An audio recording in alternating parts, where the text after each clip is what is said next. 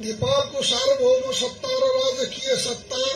नेपालको सार्वभौम सत्ता र राजकीय सत्ता नेपाली जनतामा निहित रहेको नेपाली जनतामा निहित रहेको नेपालको संविधानप्रति नेपालको संविधानप्रति पूर्ण वफादार रही सत्यनिष्ठापूर्वक प्रतिज्ञा गर्दै ईश्वर, देश र जनताको नाममा शपथ लिन्छु कि प्रधानमन्त्री पदको जिम्मेवारी प्रचलित कानूनको पालना गरी मुलुक र जनताको भलो चिताई कसैको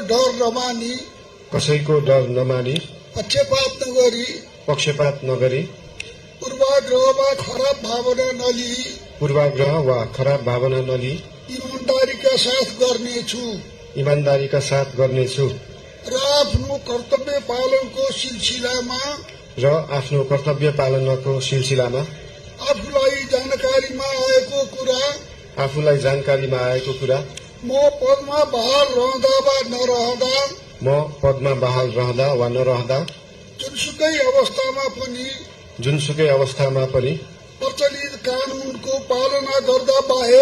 प्रचलित कानूनको पालना गर्दा बाहेक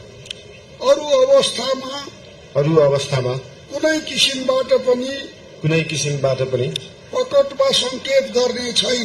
प्रकट वा संकेत गर्ने छैन। धन्यवाद। यसपछि नवनियुक्त सम्माननीय प्रधानमन्त्री